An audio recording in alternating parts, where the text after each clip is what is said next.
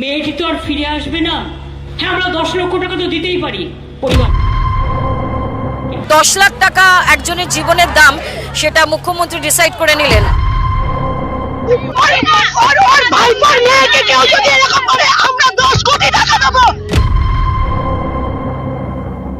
West বেঙ্গলের CM মাননীয় মমতা ব্যানার্জি অভয়ার পরিবারকে 10 লক্ষ টাকা কন্ডোলেন্স দেবে। আজ পুরো ইন্ডিয়া অভয়াকে ন্যায় দিতে প্রোটেস্ট করছে।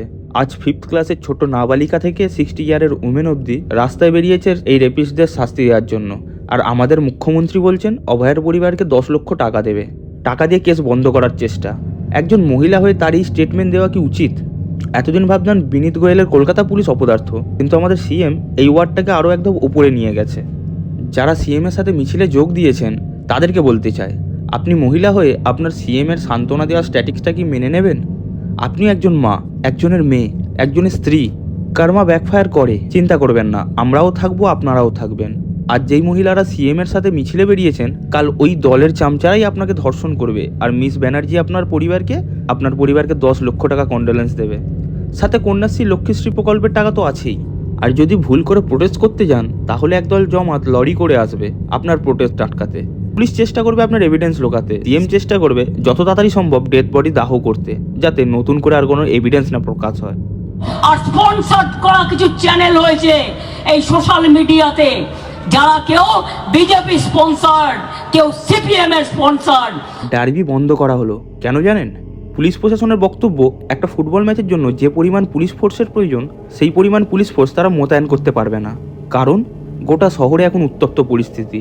শহরের বিভিন্ন জায়গায় পুলিশ মোতায়েন করা হয়েছে, তাই ডার্বির জন্য যথেষ্ট পরিমাণ পুলিশ মোতায়েন করা যাবে না। সেই কারণেই পুলিশ ডার্বি বন্ধ করার প্রস্তাব জানিয়েছে। কিন্তু উল্টো দিক থেকে আরও একটি যুক্তি উঠে আসছে, যেটা অনেক বেশি জোরালো। জানা যাচ্ছে এই ডার্বি ম্যাচের দিন মাঠ থেকে ইস্টবেঙ্গল মোহনবাগানের সমর্থকরা একসঙ্গে প্রতিবাদের আওয়াজ তোলার পরিকল্পনা করেছিল। টি4 ব্যানার তারা মাঠে আনার পরিকল্পনা করেছিল, এবং এই টি4 ব্যানারের মাধ্যমে মাঠ থেকেই তারা প্রতিবাদ জানানোর কথা এবং বিচার চাওয়ার কথা তুলবে। এইরকম পরিস্থিতি যদি দেখতে পাওয়া যেত যে মাঠ থেকে এত বড় প্রতিবাদের ধ্বনি উঠে এসেছে, তাহলে পরিস্থিতি আরও জটিল হতো। সেই কারণে কলকাতা পুলিশের তরফ থেকে এই ডার্বি ম্যাচ বাতিল করার প্রস্তাব রাখা হয়। ওয়েস্ট বেঙ্গলের সিএম দ্বারা এই প্রস্তাবে সিলমোহরও পড়ে যায়।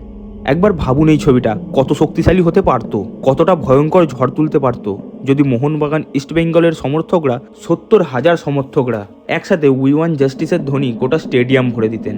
একবার ভাবুন দুই দলের সমর্থকরা যদি একসাথে বলে উঠত, দুই গ্যালারির এক স্বর, আরজি কর আরজি কর, তাহলে এই প্রোটেস্ট কি ভয়ঙ্কর রূপ নিত। প্রোটেস্টারদের সেই ধ্বনিকেই মুখ চেপে ধরার চেষ্টা করেছে। প্রোটেস্টারদের প্রোটেস্ট সব দিক থেকে বন্ধ করার চেষ্টা করা হচ্ছে। বসিরহাটের বিভিন্ন স্কুলের ছাত্রছাত্রীরা প্রোটেস্টে নেমেছে। বসিরহাটের সমস্ত শিক্ষক শিক্ষিকা যারা ছাত্রছাত্রীদের এই প্রোটেস্টে যোগ দিচ্ছে, তাদের একটা বড় স্যালুট। অপরদিকে দমদমের গার্লস হাই স্কুল আগে থেকে নোটিশ দিল, 19 তারিখে সোমবার আরজিকর হসপিটালের প্রতিবাদে আমরা একটি মিছিল বার করব। ছাত্ররা সবাই ওই দিন স্কুলে ইউনিফর্ম পরে আসবে, আমরা একটা প্রতিবাদ মিছিল বার করব। তারপর কি হলো জানেন? 16 তারিখে নোটিশ এলো মিছিল বার করার, আর 17 তারিখে আবার একটি নোটিশ এলো। অনিবার্য কারণবশত আগামী সোমবারের কর্মসূচি আপাতত স্থগিত রইল। এই দিন বিদ্যালয়ের সব শ্রেণীর পঠন পাঠন এবং অন্যান্য কর্মসূচি বন্ধ থাকবে, ব্র্যাকেটে সরকারি নির্দেশ অনুসারে। মানে কি বুঝতে পারছেন? নানা স্কুল কলেজের প্রোটেস্ট দেখে সরকার হেলে গেছে। এই সরকারের 2 প্রাইম প্রজেক্ট কন্যাশ্রী আর লক্ষ্মীশ্রী মহিলারা নেবে না বলছে, নিরাপত্তা আগে বলছে। তৃণমূল এটা কখনো ভাবতে পারেনি। ভয়ে দমদম গার্লস স্কুলের প্রতিবাদ মিছিল বন্ধ করে দেওয়া হলো। তাহলে কোন রাজ্যে বাস করছেন একবার ভেবে দেখুন। নারীদের কি নিরাপত্তা আছে? মমতা ব্যানার্জি মিছিল বার করছেন ফাঁসি চাই। প্রথমে যখন তদন্ত আপনাদেরই হাতে ছিল, এই রাজ্যের প্রশাসনের হাতে ছিল, তখন আপনি চেয়েছিলেন সময়। তারপর সম্মিলিত আবেগ দেখে আপনিও ঘুরে গিয়ে বললেন ফাঁসি চাই।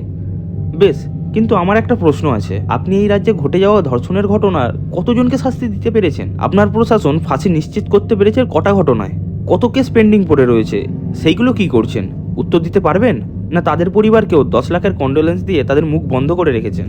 আজ যেই মুখে বলছেন ফাঁসি চাই, এর আগে একটা ধর্ষণের কেসে আপনি বলেছেন সাজানো ঘটনা, আর একটি ধর্ষণের কেসকে বলেছেন লাভ অ্যাফেয়ার।